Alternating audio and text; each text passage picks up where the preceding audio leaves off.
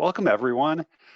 Thank you for joining us today for our webinar, Leave the Madness for Basketball, Executing a Full Court Press on GLBA Compliance.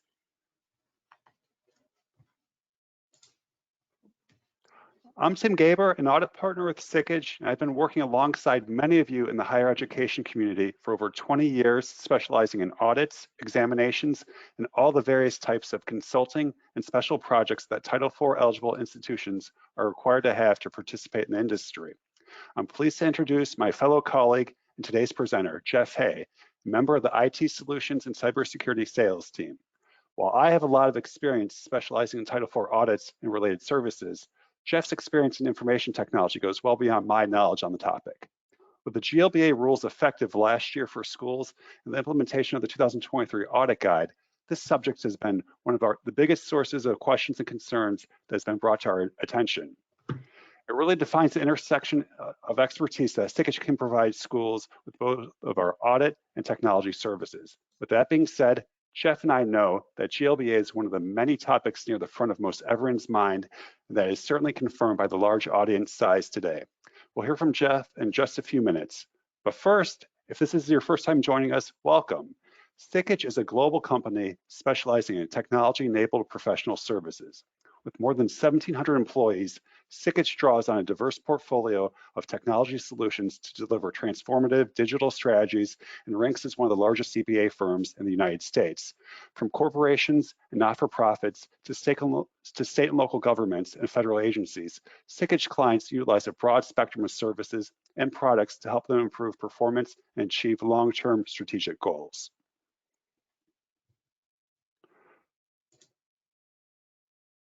Now for a bit of housekeeping though before we begin. So CP credits will be offered today. We will be using Conferences IO for CP credit tracking during today's session. To receive CP credit, you must check in and check out at Conferences IO and input all codes through Conferences IO. You should be able to access Conferences IO either through the QCR code there or the website listed. You may choose to check into the session and input the codes on your mobile device or on your computer. If you'd like to use your mobile device, please open the camera app and scan the QR code on the screen. Then enter your information to check into the session. If you'd like to use your computer, please type the link in orange text into a new window. Click the session titled, Leave the Madness for Basketball, Executing a Full Court Press on GLBA Compliance. If you have any questions about Conferences IO or questions related to the webinar material, please submit your questions via the questions feature on your control panel. If your question cannot be addressed, the team will follow up after the webinar. The presentation slides can be downloaded from the handout section of the webinar control panel. And this webinar will be recorded and will be sent out for on-demand access after the session. At the conclusion of the webinar, a short survey will launch, which will need to be completed for professional credit. Certificates will usually be mailed within 1 to 2 weeks after the program. And that's it for the housekeeping. This is your first, and now time for the first code word. This code word is 948. 948.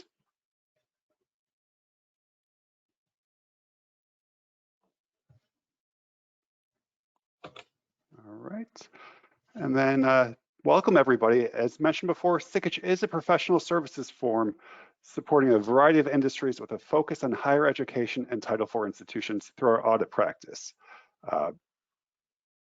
And for those of you who aren't already a member and receive our newsletter, please feel free to subscribe through the QCR code there. And one more bit of housekeeping. We have the legal disclaimer. I'm not going to read this, but for anybody who wants to, you can kind of go through this on the presentation material after the webinar. All right, and let's get started. I will turn the microphone over to Jeff and let him get on with the presentation. All right, thank you, Tim. Certainly appreciate that. And we appreciate all of you joining us today for this webinar on the GLBA and FTC safeguards affecting particularly higher education institutions, which is why we're here today. We're excited to have you here with us. You can expect us to touch on the major ideas here you see in the agenda.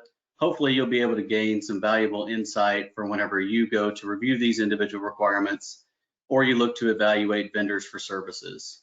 We at Sikich would also be happy to meet with any or each of you individually if you have specific questions on the content that we're covering today. So as we look at the agenda, we're going to talk about how did the GLBA begin and what are its primary goals. We'll take a deep dive into the individual safeguards requirements. And then as you're evaluating vendors or deciding to work these projects internally, we'll talk about what components constitute a good risk assessment and good penetration test, what those will look like. We'll also touch on the new requirements regarding data breaches, which came out in October of last year. And then we'll leave some additional time at the end for some common questions that we get and hopefully be able to answer a few of the questions that you all have throughout the presentation. So let's get started with the history of GLBA. The Gramm-Leach-Bliley Act was introduced about 25 years ago and pertained to institutions that are financial in nature. So originally this included banks, savings and loans, similar type institutions, those that maintain financial information like account numbers, social security numbers, and the like. So the definition of this was expanded in 2021, which is why we're here today, because now financial aid and higher education are a part of that, as well as automotive dealerships, mortgage brokers, and accountants and tax prep services. So you see the definition of the financial institution, and if you want to get into the specifics regarding the safeguards rule, you can reference the Federal Regulations 314.4, which is where the majority of our information today came from. So there's three primary goals when we're talking about the GLBA and FTC safeguards. And those are looking at confidentiality, recognizing the threats that are out there today, and hopefully preventing unauthorized access to systems and consumer information. The original implementation date for the safeguards was June 9th, 2023. So don't feel alone if you're still going, I don't have everything done. I'm not sure what all the safeguards are. How do I deal with this? You're not alone. We have these calls at least weekly discussing with our clients how they can get up to speed on the GLBA safeguards. So the main thing to note here is that you must maintain an information security program, and it needs to include administrative, technical, and physical safeguards. We'll talk a little bit more here soon about exactly what that means, but just to give you a few examples of an administrative safeguard, this would be, for instance, doing background checks on employees. Technical safeguards might include multi-factor authentication. I like to use that one because most people can understand MFA. So making sure that you have MFA in place. And then physical safeguards such as where are you housing your data? Where can people get access to it? Facilities access, HID proximity cards, and the like. So the big questions we'll answer today are how are we protecting each of these areas? Why are we protecting each of these areas? What's the point of doing this? And then who's responsible and who's accountable? We hear a lot from our clients about the technical safeguards. That's pretty easy to understand, and everybody likes nice new tools and programs and things of that nature. But we also need to look at the administrative and physical safeguards because those are equally as important. So let's take a look at the individual requirements for the higher education institutions. The first requirement is to designate a qualified individual to implement and supervise your company's information security program. So when you're looking at this requirement, this can be someone that works inside your organization, or it can be an outside third party. For instance, a qualified individual might look a lot different for a really small salon school than a 30,000 enrollment university. The salon school, it may be the CEO, CIO, COO, some C-level employee, and in a larger institution, it may be a Department of Risk Management or a Department of IT that handles that. So there's no one size fits all. It really depends on each individual institution. So make sure you've got that qualified individual designated. And from there, you're going to conduct a risk assessment. And I want to make a note here that's an important clarification is all institutions' information security program must be based on a risk assessment. Those who have more than 5,000 records, so that's cumulative, all the records that you hold, the risk assessment also must be written. So for my money, I think a written risk assessment is the best way to go, whether you have 5,000 or not 5,000, but the requirement is for over 5,000. So that written risk assessment, we'll talk a little bit more, like I said, what constitutes a good risk assessment, but it has to have three major components, and those are how are we evaluating the risks and threats to the organization? What criteria do we use to assess how our information systems are? And then last but not least, describing how those risks that we've identified will be mitigated, that is lessened or accepted. And then there's also written into the regulations that you must periodically perform additional risk assessments. We'll talk about what that means shortly. All right, so now that we've designated our qualified individual and we've conducted our risk assessment, what's the next step? So the next step is to implement safeguards based on those risk assessment findings. So I won't read through each and every one of these, but let's just think about a few of them. Who has access, and how do we manage access to customer information? Are we implementing least privilege access? Are we making sure that an executive assistant in the dean's office doesn't have access to critical financial data, for example? Where is all of our sensitive information stored? Is it on the cloud? Is it on premise?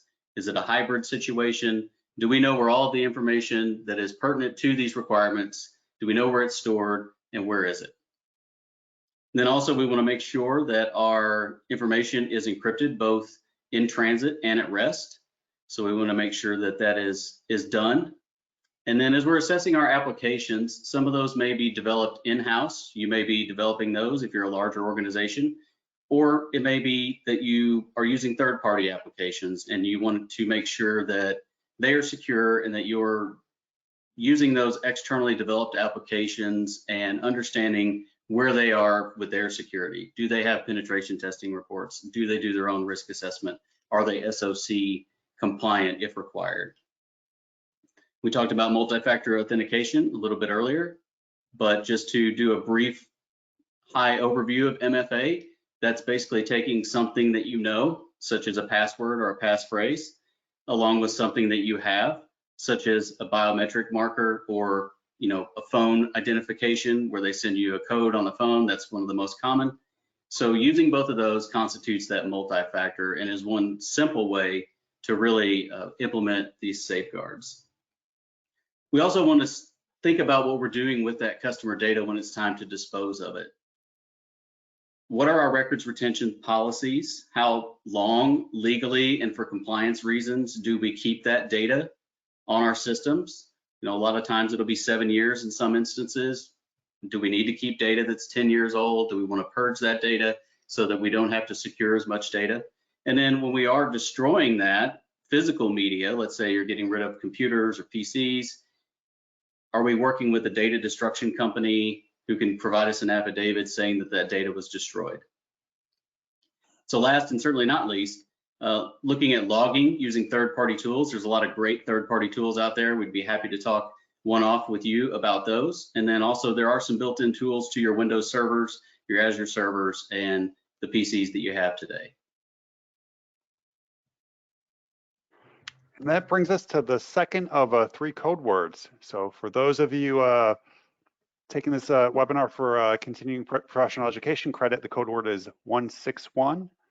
Please enter that into your conference's IO link. The code word is 161, 161.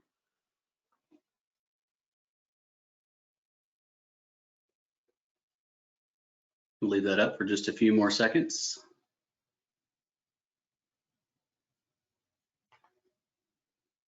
All right, so as we continue on the GLBA requirements, we're going to start looking at how we regularly monitor and test the effectiveness of the safeguards we talked about before. So why is it important to monitor and test these? Think about the alarm system in your home or your business. It's great if the alarm's going off, but who's coming to help if you're not having that system monitored? The alarm's just going to be blaring and going off. In the same vein, if you don't test to make sure that alarm is going off when you need it, how do you know it's going to work when that moment comes?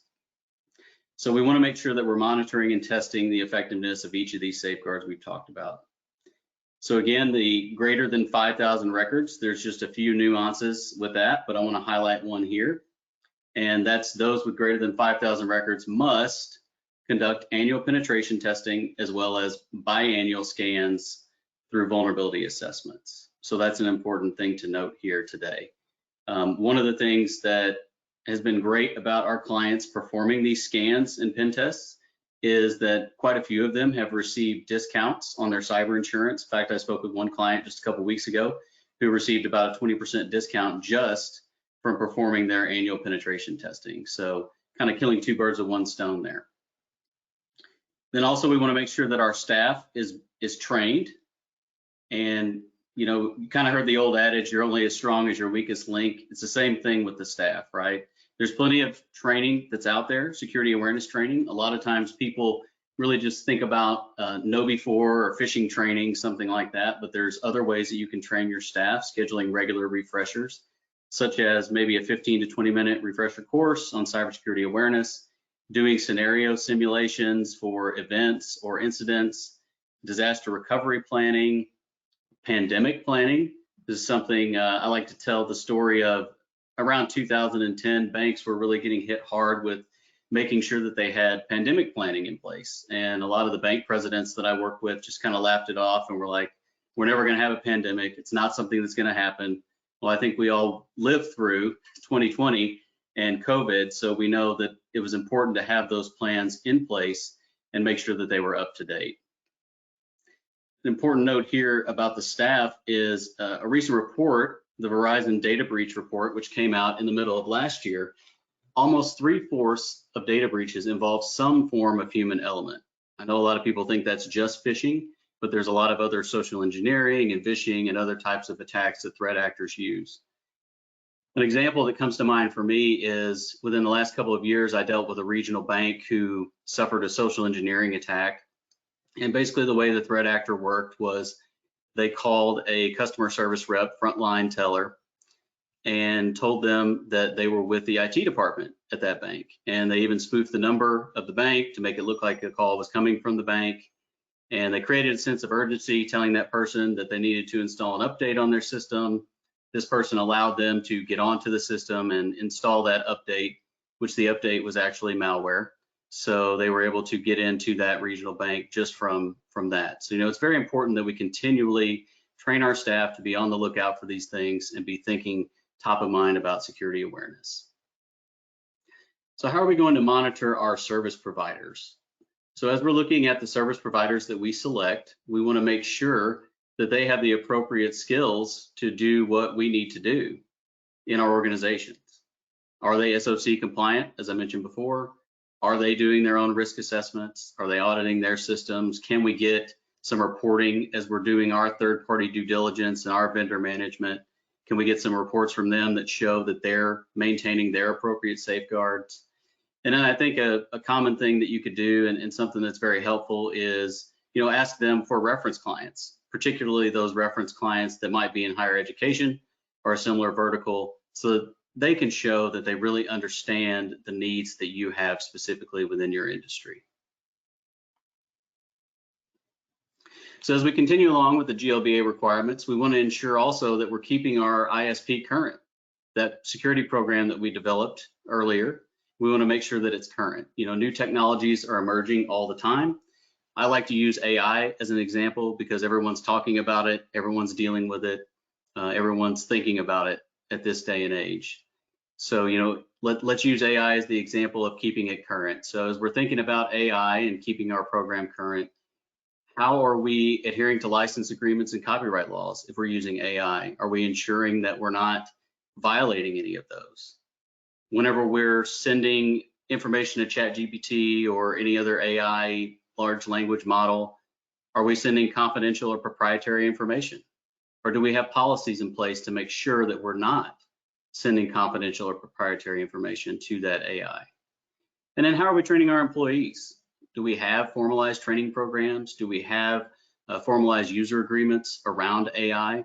So that's just one example of technologies that continue to emerge and that we need to keep our information security program up to date. Another time that it's good to make changes to that information security program is when you've had major changes made in the way that your data is handled. And I like to use the example of, let's say that you're bringing on a new student information system, you're moving it into the cloud. We want to make sure that our information security program is being updated to reflect those changes that we're making and keeping us current. So again, we'll make the distinction that the written incident response plan requirement is for those with greater than 5,000 records. However, I would argue that this isn't a bad idea to do anyway. We here at Sikich on our digital forensics and incident response team see incidents probably on average at least once a week, sometimes more often, depending on how things are going with our clients and those who reach out to us to help with that and kind of where the threat landscape is today. So when we're looking at our written incident response plans, there's quite a few different things we need to be thinking about. We really want to be thinking about how we're going to respond should an incident occur. We want to make sure that we're defining who the key players are, defining those roles and responsibilities. We want to think about how are we communicating to our clients? How do we communicate to the public? What legal concerns do we have? For example, you're probably going to be talking to your legal counsel pretty early on to make sure that you are following your compliance mandate, a legal mandate. If you do need to notify your customers, make sure that you're talking to your legal counsel with that. Are you going to be working with the FBI? The FBI has a lot of great resources around cybersecurity. They can help in the event of an incident.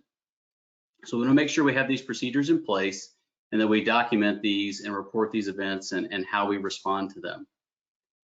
And then an important note I want to make too is if you do suffer an incident, definitely work with your legal counsel. Also, if you have cyber insurance currently, check with your cyber insurance provider. A lot of times they have preferred vendors that they use for forensics and incident response. So you want to make sure that you're using those preferred vendors if they have them. Of course, we'd be happy to help you here at Sikich if we were able to do so, but definitely check also with that cyber insurance provider as well. And then after we've done all these things, we want to conduct a postmortem. We want to say what went wrong, how did this happen, did we follow our incident response plan, do we need to update the plan? And then I'd say probably one of the most important parts of an incident response plan is testing the plan. So a lot of times we have great ideas and we get these plans in place and we have them all buttoned up and they're ready to go. And then we never test them and the time comes to use them and we're kind of like, what in the world do we do and where do we start? So how often are we testing our plans? Are we doing a tabletop? Are we doing an annual review? Certainly important things to think about with the incident response plan. And then the final requirement of the GLBA, again, this is for greater than 5,000 records, is ensuring that the qualified individual reports to a board of directors, an appropriate governing body, at least once a year. So why would they put this in place? My thought is, the boards can make decisions on leadership, on budgets, the overall status of security from the reports, and kind of make those board level decisions to assist the leadership of the organization in strategic purchases, making investments into security, understanding what's been found in the risk assessments, helping them determine what level of risk is acceptable and that which is not. So now that we've discussed all of the requirements of the FTC safeguards, the GLBA, let's move to talking about the components of a good risk assessment. We talked about that one of the requirements within the FTC safeguards is a written risk assessment for those greater than 5,000 records and a risk assessment of some sort performed for those that have less than that. So when we start to think about what comprises a good risk assessment, we want to make sure that that risk assessment is based on some sort of framework. Here at Sikich, we typically use the NIST framework, which has about 110 controls across 14 categories and families, or the Center for Internet Security, or CIS, which has 18 controls. So a little bit smaller, but still a great framework to use for maybe some of the smaller organizations that are out there. So as a part of those exercises with the risk assessment, we're first going to identify our risk and analyze our risk. So as we're looking at the types of risk that we're going to be thinking about, we're going to think about operational risk. This could be a risk of loss due to failed internal processes, for example, a data breach due to inadequate security measures. We have financial risk, which is loss from financial transactions. This could be extending credit to someone who wasn't credit worthy or couldn't pay. We also have strategic risk, which is a failure to implement an effective business strategy. So an organization may fail to adapt to changes in the market or new technology and therefore has some sort of strategic risk. And then we also have compliance risk. That's a lot of what we're talking about today, right? We want to make sure we're in compliance with the FTC safeguards, following everything that they've put out. And this would be loss due to non-compliance with the laws and regulations that are in place. Currently, the fines imposed by the FTC are up to $100,000 per incident. So pretty easy to understand that it doesn't take a lot of investment into this for it to pay off and have a little bit of ROI. So as we're doing that risk identification and risk analysis of all those different risk types, we're going to be conducting a lot of different activities. Those are going to include interviews of appropriate personnel, reviewing current controls that are in place, and then doing a documentation of the gaps and scoring our risks so that we can kind of prioritize where we want to go next. Some of the interview topics might include vulnerability and patch management, identification and authorization, privacy, or incident response, as we mentioned before. When we look at the risk scoring aspect and determining the level of risk and what that score looks like, we're really looking at what we call likelihoods and impacts. The likelihood is how likely is that event to occur? How likely is this control to have a problem? And then on the impact side, if this control were to be breached, if you will, what's the impact of that to the organization? And then we take the product of those two and we create a score. And from that score, we categorize the risk, and then we also numerically put a score based on that risk so that we know where to go when we move to the risk treatment phase. And during this phase, you may have heard of like a plan of action and milestones or a POAM. This is what you would have at that point. You've done your risk identification, you've done your risk analysis, and now we've got to determine how we're going to treat these individual risks that we have. So during this phase of the risk assessment, we're going to develop and select appropriate responses. So if we find out that we have weak passwords in our network, what are we going to do? Well, we're going to implement a password complexity requirement, or we're going to implement multi-factor authentication as an example. And then as we're looking at the different types of risks that were identified during the risk analysis, we're going to say, all right, do we want to invest in mitigating that risk? Do we want to accept that risk? Do we want to transfer it? Or do we just find ways to avoid that risk? The overall goal of this exercise is to reduce our risk to an acceptable level within the environment. And another component of good risk assessments is going to include a policies and procedures review. So we talked about that information security program. Those will be your policies and procedures around information security and the FTC safeguards. So for example, these could be access control policies or incident response policies. So we talked about the components of a good risk assessment. Now let's move to the components of a good penetration test. There's two major items that I want to hit on when we're evaluating whether we can do a penetration test internally or we're going to look externally and what that will look like from an external vendor. And that would be the approach to the pen test and then the reporting.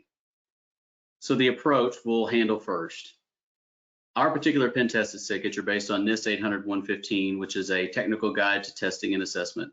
You can download this, you can read through it if you feel like it's a pretty lengthy document.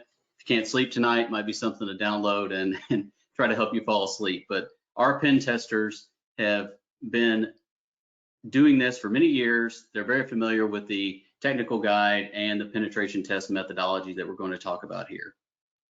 So we talked about the scope during the risk assessment. The rules of engagement is the scope during the penetration test. So we're going to make sure that we're only testing those things that need to be in scope. So that's typically going to be your customer information.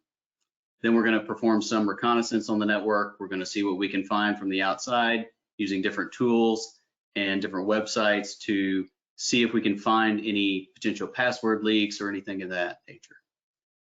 And then we're going to get into the fun part, at least for our pen testers, and that's the attack and penetration, or the exploitation of the network.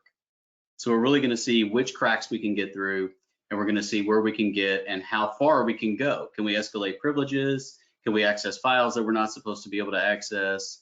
Can we get onto someone's network from their PC from the outside? These will be the things that penetration testers are going to try to get to.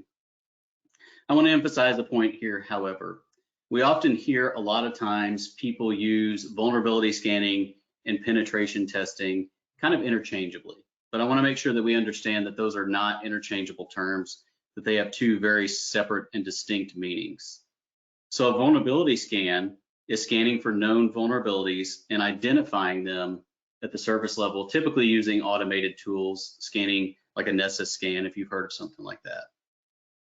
Penetration testing, on the other hand, attempts to exploit the vulnerabilities and dive deeper, seeing how far a manual penetration tester can get with exploitation inside the network. So just want to make sure that as you're thinking about this, as you're looking at this, you understand that there is the distinction between vulnerability scanning and penetration testing. So one of the other important items is, all right, we've run through this penetration test, we've found some findings, we know what's going on. So now we need to remediate and be able to retest. This is an important step because we don't just want to get delivered a penetration test report that says, hey, you've got all these vulnerabilities, all these exploits that we found, let's just leave them open. We want to make sure that we remediate those, that we kind of button those up, and that we do a retest of that.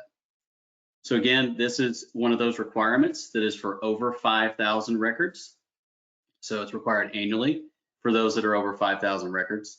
And it can definitely help reduce your cyber insurance costs for some companies. This is one of those, your mileage may vary, so definitely be in contact with your cyber insurance provider to see if they offer any sort of discounts for performing penetration testing.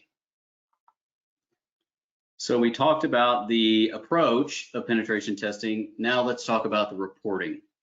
Whenever you're evaluating the vendors for penetration testing, you can ask them for a sample report. This is usually a sanitized report, doesn't have any proprietary information or client information in it. But when you're reviewing these reports and looking at these sample reports, you want to make sure that they include the things that are listed here. And the first is a plain language summary of what was found during the penetration test. So this is going to explain what exploits were found during the testing phases. And this is something that can be handed to auditors or regulators as a 1 to 2 page document that shows them that you performed the penetration testing. And then if you dig a little deeper, you're going to want to see an attack narrative showing how those vulnerabilities were discovered. And typically this is done in a step-by-step nature with screenshots. I review our pen test reports for my clients, and they show step-by-step review of how our penetration testers are able to get into their network. A lot of reports will skip this and maybe include some sort of scaled down version. You want to make sure that what you're looking at has those step-by-step review. And then I would say if you're looking at the good, better, best scenario, the best reports will cross-reference a common attack framework, such as MITRE ATT&CK framework. So you want to also make sure that there's detailed findings with clear remediation instructions. We talked about the fact that you have the pen test. You also want to make sure that you're able to remediate. And then along with that remediation, you want to make sure that your retest and your final report is done within about 60 days of that original test. So you don't want to have a penetration test in January and then finally in August have a retest. The problem you run into, too many changes on the network, too many things are different, too many new items coming out. So it's important that you try to get within that 60-day window so that you have the most accurate reflection of where the environment is today. And then, that confirmation of remediation will ensure that all your findings have been addressed appropriately and that you've buttoned things up. So now we're going to move on to data breach requirements, but I think before that, we've got a code word. All right, we're on to our third and final code word. The code word is 177177. Make sure to log that in if you're taking this for CPE. The code word is 177. Give everyone just a minute and let Jeff get back onto it in just a moment.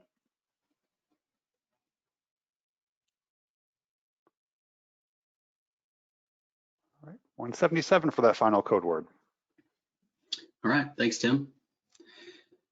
So with the revised rule change, we wanted to highlight that in October of 2023, there was a rule change that amended the safeguards rule to include non-banking financial institutions. So that's everyone here today that falls under this type of compliance.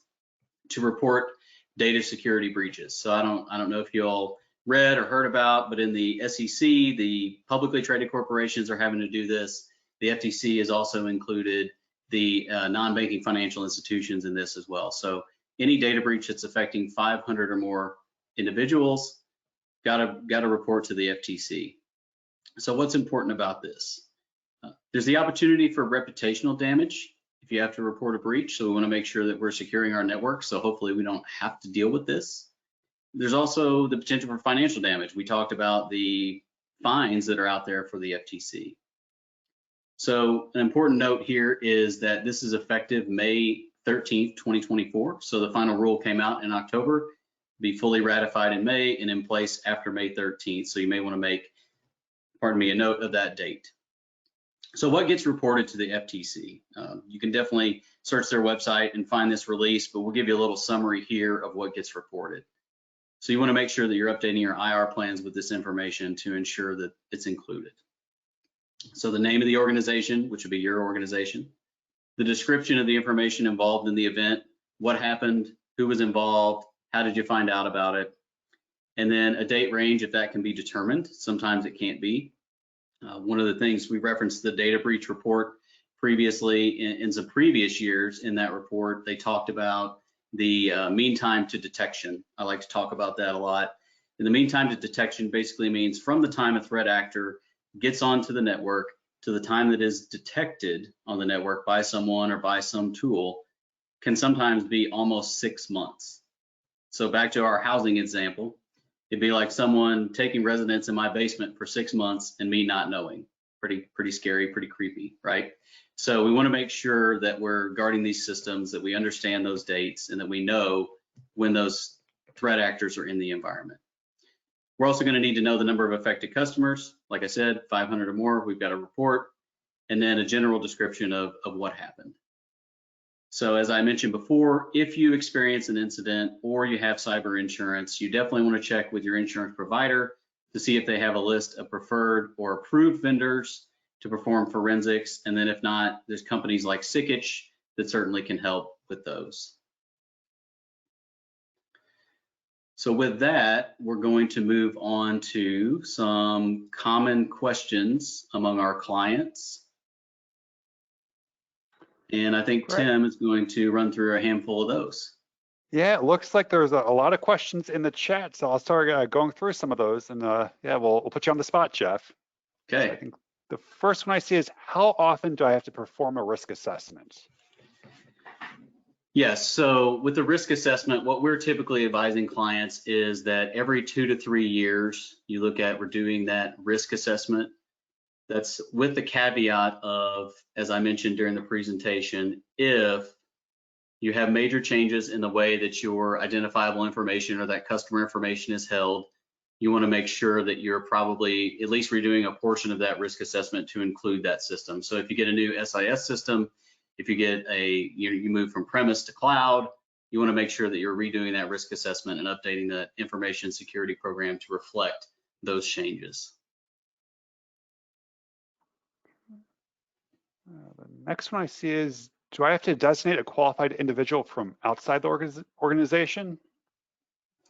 Yeah, so when we're talking about that qualified individual, I mentioned before, that can be from within the organization if you have the skills and expertise on staff to do that. And then if you choose, you can designate someone from outside the organization. So if you say, this stuff is all way over my head, I don't know where to start, it might be a good idea to start working with some third-party vendors and find someone qualified from outside the organization. Okay. What if I don't have a board of directors at my institution? What then? Yeah, so pretty common. We work with a lot of small and medium-sized businesses who don't have board of governors, board of directors at their institution. So what you'll want to do at that stage is have, during that qualified individual process, it could be that individual like a CEO or CIO, or it could be, an IT security committee if you're large enough to have an IT security committee. So definitely, a lot of different ways to tackle that. What if all my student data is in the cloud? What then?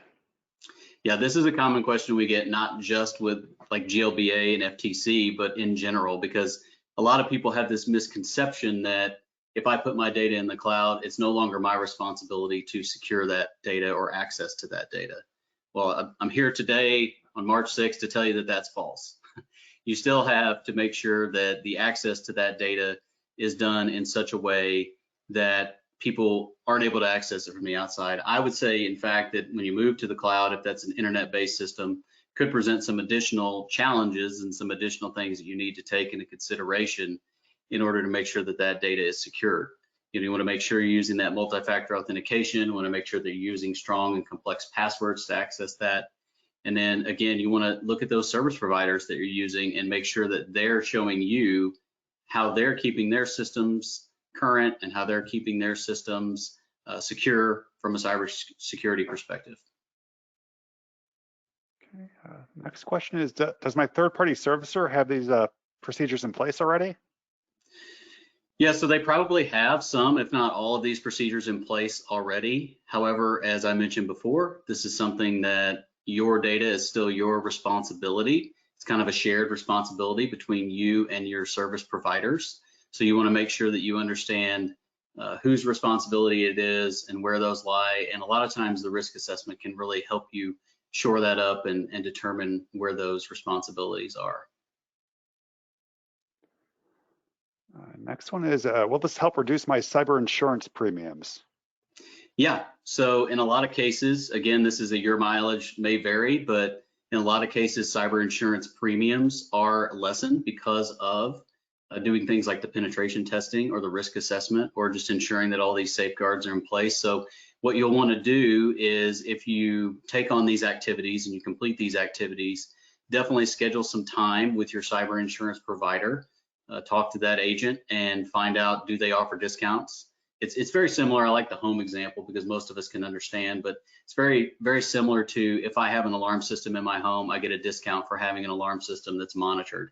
Same thing with cyber insurance. A lot of times doing these activities will help lessen the cyber insurance burden. Okay. The next question is, can we perform the penetration test and risk assessment internally? Great question. All of this can be performed internally. We would suggest that you do external and use a third party at least some of the time, if not all of the time. And one of the reasons for this is one of the same reasons we have audit independence in a lot of cases. It's easy to say, yep, I did a great job, penetration test, no problems, but someone from the outside may have a different perspective. They may have different tools that they use to do that penetration test, or in a risk assessment, they may have different ways to perform that risk assessment or enhance those safeguards that you have in place. Got a few more questions in the chat. I'll go through them. How could our organization document these safeguards are being met? What type of documentation should we keep? Yeah, so there's a few different ways that you can tackle this. Most of it is going to be done through that information security program and keeping that ISP current. Also, you could keep some artifacts from the risk assessment, and those would be things like that plan of action and milestones that I referenced earlier, a risk register, if that's what the deliverable is from the organization you're working with, or one that you develop internally. For the penetration testing, it would be a detailed draft or a final, penetration test report. So a lot of different ways you could do that, but definitely I think the most important is to keep everything current in that ISP.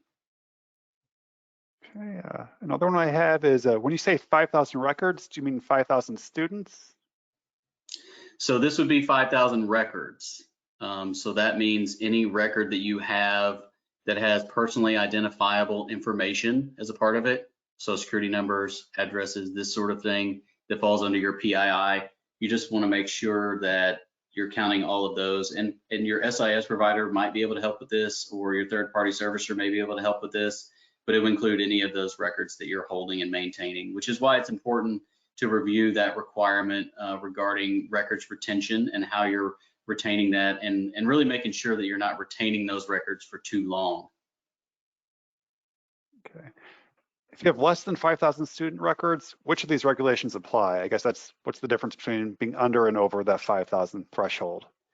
Yeah, so really there's just a handful that do not apply. So if you're over, everything we talked about today applies from a GLBA FTC safeguard standpoint. If you're under 5,000 records, you don't have to perform a written risk assessment. You do still, however, have to have a risk assessment and base your information security program on that. You also do not have to report to a board of directors. And then Tim, there's a third one that I'm drawing a blank on right now. I have to think about that for a second. I had it and then it went away. Oh, the annual pen test, sorry. Annual pen testing is not a requirement, or the biannual scans for those with less than 5,000 records. Okay. Can you give an example of testing the plan? I guess what goes into that once the plan's put together? Yeah, for the incident response planning, great question. With incident response planning, there's a few different ways that you can test that plan. A lot of times what we do here at Sikich is we do incident response tabletops. So that'll bring all of those individuals that you identified who are going to have responsibility during an incident together, and then do a simulated incident. It's going to, propose a scenario and say, during this scenario, here's how it starts. Sometimes the tester or the person performing the tabletop will throw a few wrenches into the thing as they're going along, just to kind of keep everyone on their toes and make it a little more exciting. But definitely the tabletop is one way to do it. And then, as I mentioned before, CISA, which is CISA.gov, has a lot of great information on that incident response planning. There's a short document that you can find on their website that references incident response planning and then ways to test that incident response plan. Okay. Next one I see is, can you go into detail on what it means to keep a log of user activity? Yeah, so logging is one of those things that can become somewhat cumbersome depending on how you're analyzing and looking at those. But really, I think the primary goal of that particular portion is that if you are to have some sort of incident or problem or question, you want to be able to reference some sort of logging to show who authorized or who accessed information. You want to make sure that the appropriate people have access, as we mentioned, and then you want to make sure that only authorized people are accessing that information. So there's a lot of different tools out there. We'd be happy to take that one offline and go with some additional ideas if needed. Will schools need to show documentation of the proof of the risk assessments and of a data breach? Is this going to be part of our future audits? So on the risk assessment side, Tim, you can probably answer that one from the audit guide on how you all are handling risk assessment. Yeah, really, I know with the recent changes with the 2023 audit guide, it is a required procedure now for us to test to see if the risk assessment is done. I mean, as Jeff mentioned, it's not required for the plan to be written for schools with under 5,000 records, but in order to have an audit trail, we need something to follow there. So the recommendation is to have that risk assessment done and then document how it's done too. So there is something for us to verify that everything's in place on that end.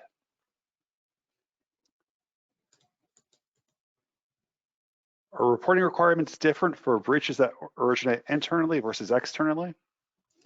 Yeah, to my knowledge, they are not.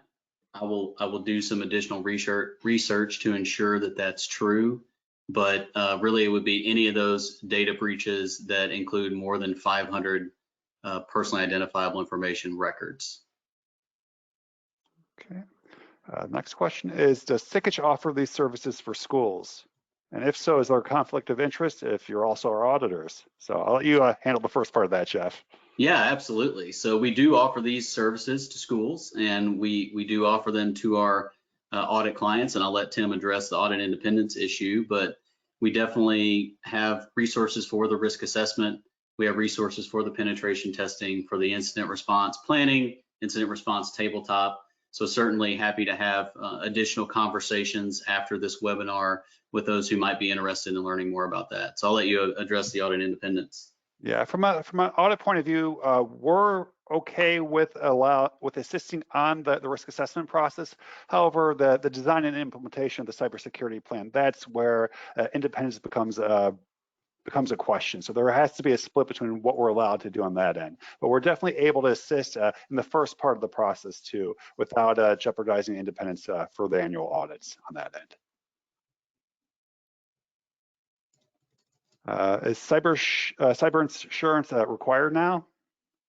So cyber insurance, as of today, I like to always use that disclaimer when we're talking about the rules and regulations of the FTC and Department of Education, but as of today is not a requirement.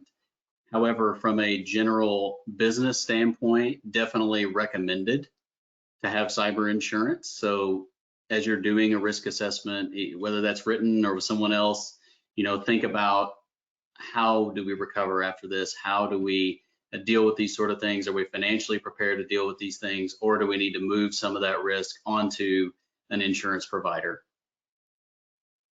Okay, we got a few more questions trickling in. I think we got time to address them. Yep. How should organizations with limited resources prioritize what to address first? Yeah, that's a tough question because unfortunately, all of these items have to be addressed in some form or another. But I would definitely, start by looking at that internal risk assessment. If you don't have the funds to work with a third party, you can probably find some research. I saw another question in the chat, and I'll reference it because it's here, but like CISA.gov. That's a good website that has a lot of information. I believe too, Tim, that the department has put out some guides for smaller institutions on their website. I think we've sent that link out quite a few times with some smaller clients that we have. Okay, and yeah, that is something we can definitely reach out if anyone needs that information. We're more than happy to share that. Time for just a few more questions. If you're under 5,000 records and you have a breach, will you still be fined? Again, just correct me if I'm wrong, Jeff. It's not necessarily if you have a breach, whether that's the issue or not. It's kind of what you have in place to prevent and detect a breach, correct? Yeah, I think there might be two different questions here, so let me try to address both of them. One would be from a breach notification standpoint. If you have a breach of more than 500 records, you're required, regardless of the institution size, to disclose that to the FTC. So that's the first part. Secondly, to go back to the over and under 5,000 records, what the main thing there is really understanding which requirements go for the 5,000 records and more, and then less. So the three requirements I mentioned before, you're not required to do if you're under 5,000 records. Otherwise, it's all of the things that we talked about today during the GLBA requirements section of the webinar. Okay, I think we have time for one last question. What was the website again? CISA.gov? Want to clarify that? Yes, CISA. CISA.gov. Okay. Awesome. Well, Jeff, thank you for sitting on the hot seat. Hopefully, yeah, those questions are coming in. If there's any more questions, yeah, feel free to either put them in the chat and we'll get to them offline, or else feel free to reach out to us through email after the fact as well. But again, Jeff, thank you so much for all the valuable insight today. We appreciate your efforts in presenting. And just a couple final remarks. As a reminder, please complete the survey that pops up after the webinar in order to receive CPE credit. There will be certificates emailed out within probably 2 to 3 weeks after this program. They will be coming from ProLayer, which is our CPE platform. So just be sure to check your spam folder too if it gets caught up in there. Make sure to check out of Conferences.io, and we'll definitely be following up with the answers to any questions that we weren't able to address today. And again, this session is being recorded. There should be a link being released as well for anybody who wants to revisit this or share it.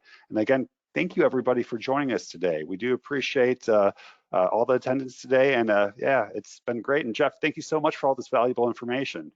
Thanks, everybody. Have a great day. All right, bye-bye.